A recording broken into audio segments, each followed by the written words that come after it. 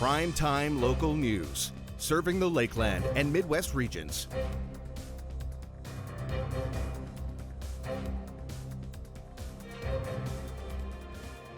Kit Scotty is hosting their second brisket competition in August.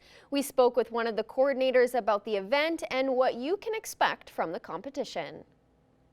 I'm happy to be joined here today by Shauna Wobesser. She is the co-coordinator for the Kit Scotty brisket competition. Thank you so much for joining me today. Thank you for having me. Of course. Now, I mentioned this before we got started. Brisket is one of my favorites. So this event is very exciting and it is a competition. So tell me a little bit about how this all came to be and, what the competition involves. How it all came to be, we did one last year and it was kind of thrown together at last minute. Neil McAllister had the idea, but we kind of just organized it last minute. And so it was based what we were doing a fundraiser for Kit Scotty High School athletics. And so we really wanted to just do some. We thought it'd be fun, just get the community involved. So we're going to do it again. We have 16 briskets available to be smoked. There is a $75 fee, and that gets you the bison brisket, and it gets you 2 tickets for the supper. So our supper is brisket. We're going to have some sides like coleslaw, beans, mac and cheese, and a bun. And then we will have prize winnings for first, second, and third place. And with that, we're going to break it down through the monetary way of, I think they do 50, 30, 10.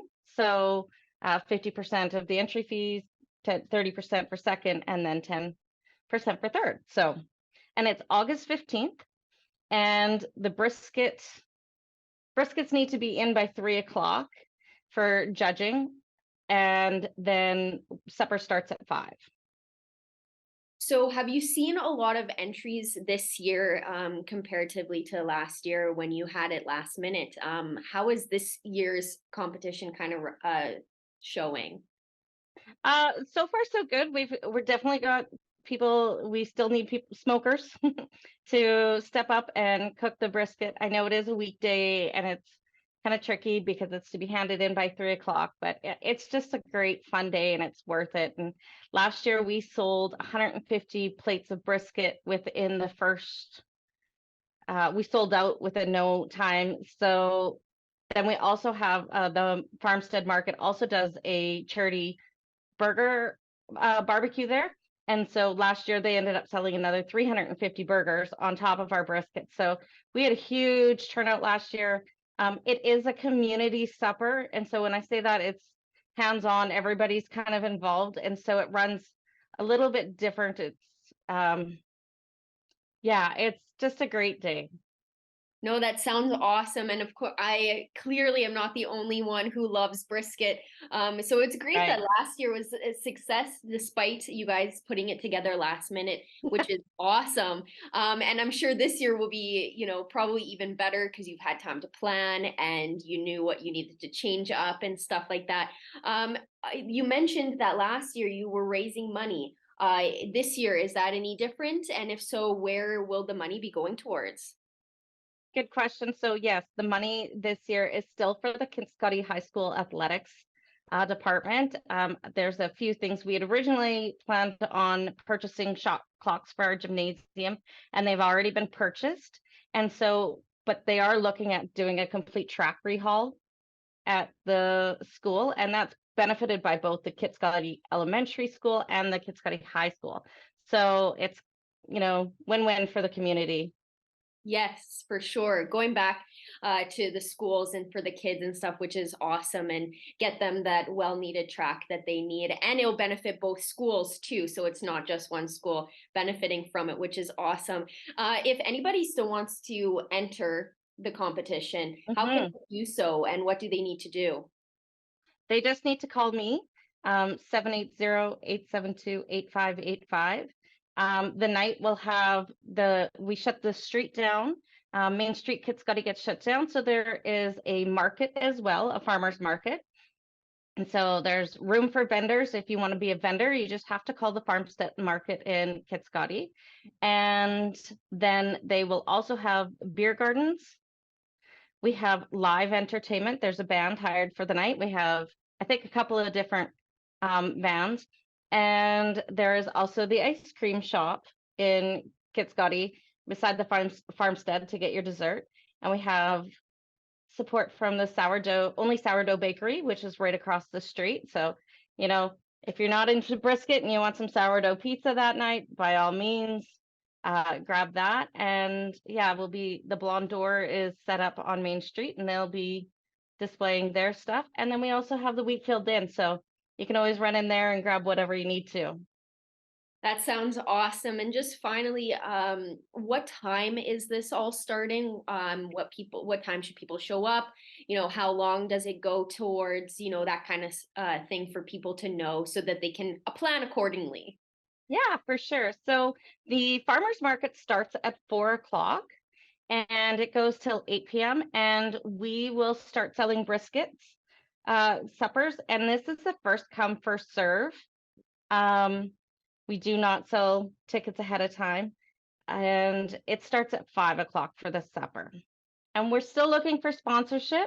So if you want to sponsor and become one of our celebrity judges, by all means, it's a $500 sponsorship fee, and that gets you 4 supper plates, and one of you gets to be the celebrity judge for the night. So you would need to be there at 3 o'clock to be the celebrity judge. And yeah, hoping somebody out there wants to help support all of our crazy ideas that we've got going on. Yes, so this sounds like a fantastic idea and an awesome event, and it's very unique too. And of course, brisket is just fantastic, so it makes the event even better. But thank you so much for joining me today, and I can't wait to see how this year's brisket competition goes for you guys, considering last year was such a success. I'm hoping that this year it'll double in numbers. So thank you so much for joining me. Awesome. Well, thank you for having me. Now we're going to take it back over to our Shelby Clark, who has another look at your evening weather forecast.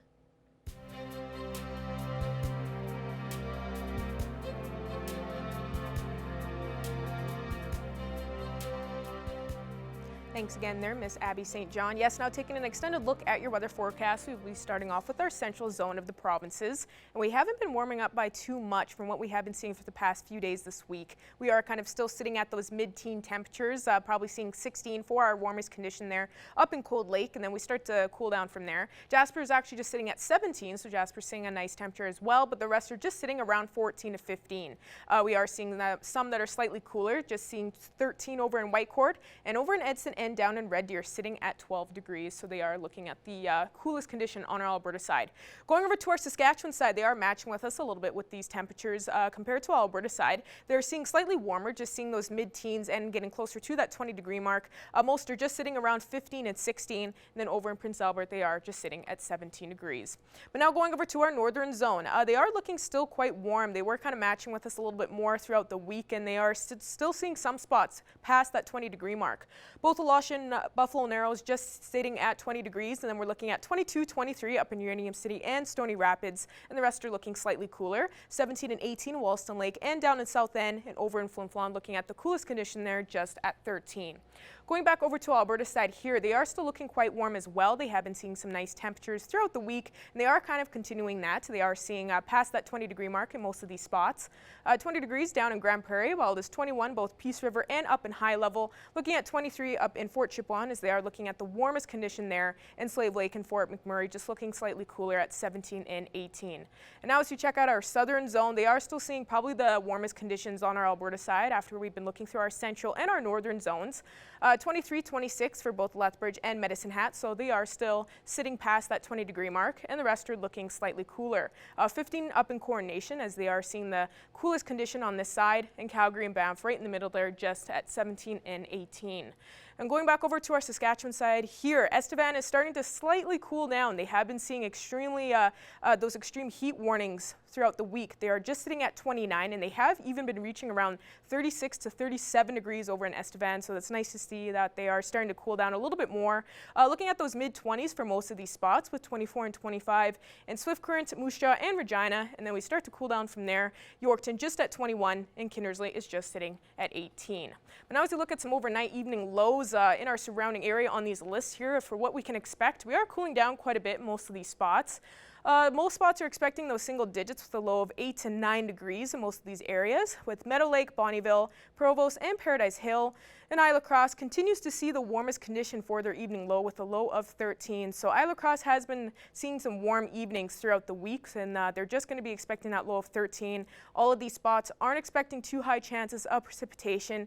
They are expecting mainly a clear and calm night. And looking at a little bit more spots here, these all will be expecting those single digits for tonight with a low of 8 in most of these spots and a low of 9 in Unity for tonight. They aren't expecting a high chance of precipitation either in most of these spots, and Calgary will be expecting around a 90% chance of a shower and thunderstorm throughout the evening, so just be prepared if you are in Calgary. And looking at our hourly forecast for our Friday here in the Border City, TGIF, we are going to be warming up slightly from what we saw today. We will be starting off in the morning around 13, 15, and then warming up to around 18, 19 degrees through our mid-afternoon for our daytime high. So we will be expecting not too bad of a temperature for our Friday as we head off into the weekend, because once we pass that, we will be seeing a beautiful weekend here in the Border City. 23 on Saturday and 25 on Sunday, and we are expecting a little bit more sunshine for the next couple of days. So please make sure to get outside and enjoy it, because as we head into next week, we will be starting off quite warm with 26 on Monday and seeing those warm conditions continue on through next Tuesday, Wednesday, and Thursday. That's all I have for now. Our Abby St. John will have our news coming up after the break.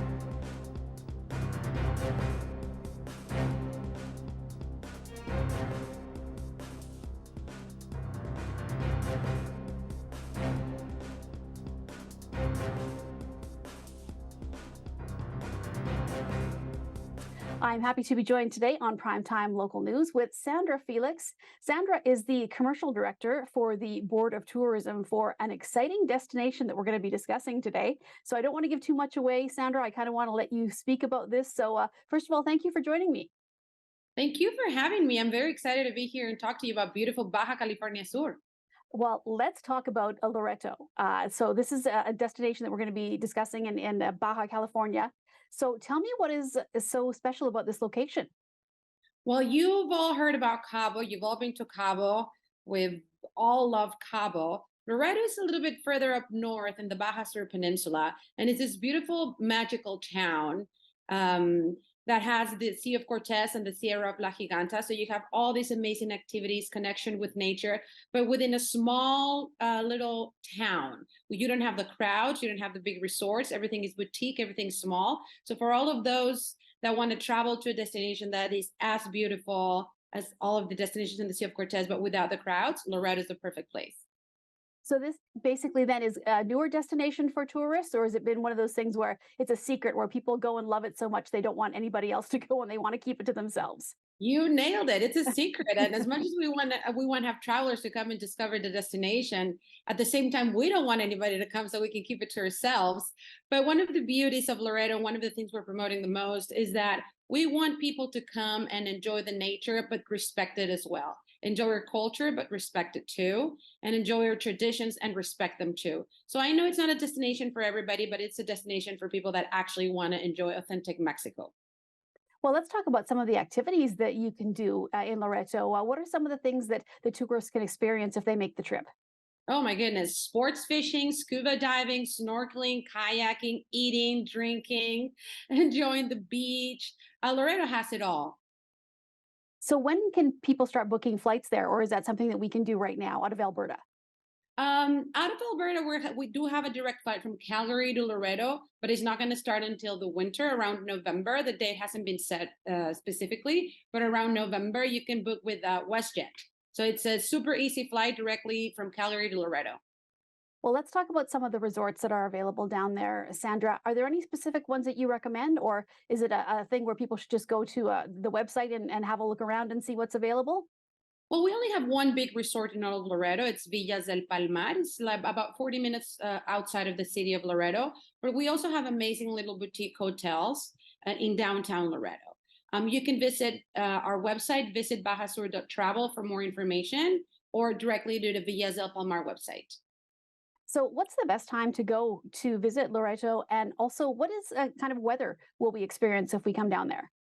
We recommend that you visit in the winter. Our summers can be a little hot, but it's perfect for sports fishing. So if you can endure the hot, but you love sports fishing, come down in the summer. If not, I recommend you wait until October, November, when the weather is nice, the water is still warm, and you can still do all the activities. It's still great sports fishing and scuba diving, but also in the winter, from December through March, we have the amazing whale watching experience. In Baja California Sur, you can see gray whales, blue whales, and humpback whales. And near Loretto, the gray whales, and just in Loretto, the blue whale. So that is an amazing, amazing experience that you can have. I do recommend that you start booking your hotels and your activities now, because it does fill up pretty fast. So my recommendation to come down and visit is from October through May. That's my favorite time of the year. And like I said, you can still do all the water and land-based activities. And when it comes to the resorts, are there any all-inclusive options that are available, or is that something that would be worked through WestJet? Just the one all-inclusive resort, which is Villas del Palmar, but all of the other small hotels offer meal packages if you need them. Well, this just sounds like a beautiful place to visit. And if people are looking for more information, what is the best place where they can go to kind of find everything under one banner? You can come to our website. It's visit bajasur.travel. All right, Sandra. Well, thank you so much for joining me today. I really appreciate it. And I think you're going to see a lot of people from the Lloydminster and area heading down to beautiful Loretto once the flights are available through WestJet in Alberta. We can't wait. We're waiting with our arms open. Thank you so much, Sandra. Thank you. Have a good day.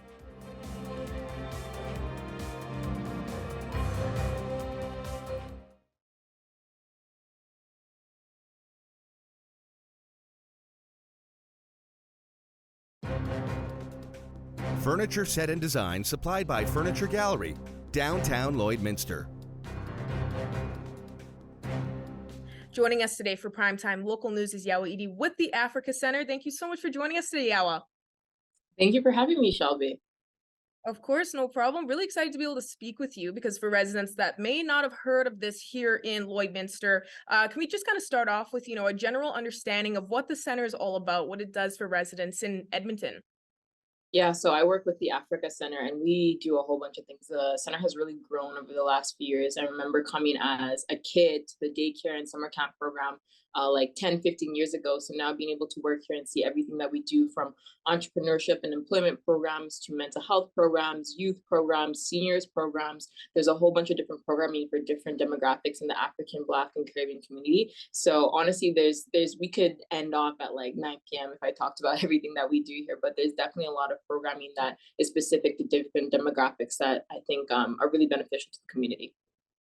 And I know with us, based here in Lloydminster, for people that may be interested, you're not closed off to people in the surrounding area. No, actually, so a lot of our programming, even though we are based in Edmonton and we actually do have some roots in Calgary now, so we really are expanding. It's great to see. A lot of the programming is available for people throughout all of Alberta, especially within the mental health programming, which I'm sure we'll touch on a little bit more in this interview. Our counseling clinic is open to everyone in Alberta. So from maybe Fort McMurray down to Lethbridge, Lloyd, south of the border of Alberta, anyone that's here in Alberta can access those services. Oh, no, that's really amazing to hear. Now, what would you say is kind of the importance, and I know you're already kind of bringing it up a bit, but the importance of having the Africa Center for people in Edmonton and, of course, the surrounding area, and how it benefits those people? I think when you take a look at a population like African, Black, or Caribbean people, there are so many specific needs and nuances that come with this group of people. So having the Africa Center develop programming and tailor programming specific to this group of people is super important, because then you know that things don't get missed. And not to say, we always have room for improvement, but it's really special to know that when you go into a service or you go into a program, you can think and feel that, this was made specifically for me or made with me in mind. So I think within the Africa Center and, reaching out to different populations in Alberta, having a resource or having a place or a hub that people can go to and know that, this is made for me. I can be myself here. I can know that my needs and my culture and everything that makes me and my community is addressed, I think is really important. So yeah, just having people throughout all of Alberta that identify as African, Black, or Caribbean, we really want to make sure that they know of us, because there's a whole bunch of programming here that can benefit people of that community. And I know the center, you're already bringing this up, has an amazing mental health program. So let's kind of get into that. And can you expand a bit on that and what exactly it does for people? Yeah, so in terms of mental health, one of the main things that people utilize is therapy and counseling, which is super important for many reasons. Not just people who are in crisis, but people who want to proactively take care of their mental health. Therapy and counseling is a great tool, but it can be quite expensive, and there can be many barriers to access, such as location, having to maybe drive to see your therapist. Costs, like I mentioned, it could be anywhere from $180 to $230 per session. Additionally, sometimes it's hard to find someone that you relate to in terms of therapy, especially for African, Black, and Caribbean people. Sometimes you want someone who has that cultural understanding or who comes from the same background, but we know there's an underrepresentation of, African, Black, and Caribbean professionals in the mental health field. So with this mental health clinic, it's really special, wherein it was made specifically to remove as many barriers as possible. So one, it's free, there's no cost to it. Two, all of our therapists are Black. So if you're really someone who's seeking an African, Black, or Caribbean therapist, the 13, 14, 15 therapists that we have on hand are all Black. Additionally, they speak multiple languages. So there's French, there's Swahili, there's Shona, and we also have interpreters available too. So if we don't have the language available, we can seek out someone who does speak that language. And it's hybrid. So we have in-person options available for people who like that face-to-face connection, but for the most part, it's virtual. So when we say anyone in Alberta can access it, you can access it online. You don't have to be in Edmonton to utilize the therapy.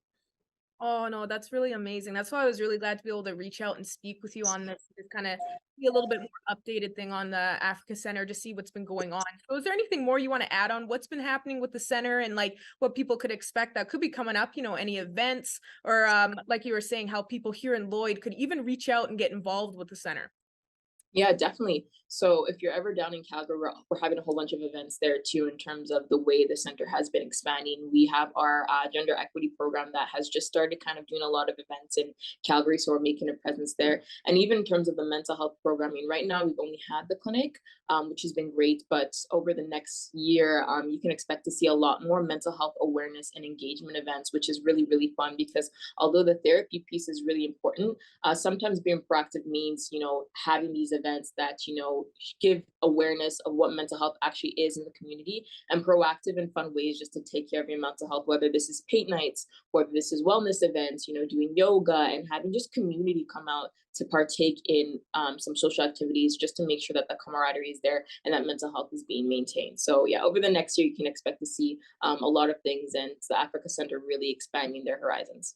And were you saying that there was like a website or another way of online source that people can go and look into and just be able to find some more information through online? 100%. So we have the website, which is just africacenter.ca. And for those who are interested in, taking a look at the free counseling, I really want to reiterate, although our emphasis on the African, Black, and Caribbean people, our clinic is open for everyone. So anyone is able to come and utilize the free therapy as they see fit, as long as they're in Alberta. It's completely free. All you have to do is put your name, email, number, make an account, and it's as simple as getting an appointment the next day. So all you would have to do is go onto our website. All the information is there. And then we have emails for all of our coordinators. So if you have any more questions on what the programs do or how to get involved, you can definitely reach out to any of our staff members. Perfect. Yeah, well, I'm really glad we could speak with you once again. Thank you so much for joining us today. And I think it's really amazing what the Africa Center is doing for communities out there. So hopefully some people here in the border city may watch this and know where to reach out if they're ever struggling with those issues. So thank you so much again. Thank you so much for having me. And now ending off, we'll take another quick look at your 7-day forecast. We are expecting some precipitation tomorrow, which will be nice at 19. And then once we head into the weekend, we will be seeing some scorchers. Well, I guess kind of scorchers compared to what we have been seeing. 23, 25. So we will be reaching those mid-20s and a mixture of some sun and clouds. So a little bit more sunnier days ahead. And as we start off next week, we will be looking at 26 to start off on Monday and seeing those warm conditions continue on through the rest of next week. So we got some nice warm days ahead for us here in the border city. Yes, I'm looking forward to that. Today was very cold out and I was not appreciative of it. Yeah. But the sun coming out next week is going to be very, very nice. Yeah. And it doesn't seem like it's going to be too hot either. You know, the mid-20s I think is a really good place. It's a very good balance, I would say, and having that precipitation that hopefully will be coming tomorrow, it'll kind of give us a nice break, have another kind of cooler day, and then we will be seeing a lot more sunnier days ahead, which will give us some nice summer temperatures, I'd say. Which is awesome. Well, thank you so much, Shelby. And thank you for joining us tonight for Primetime Local News.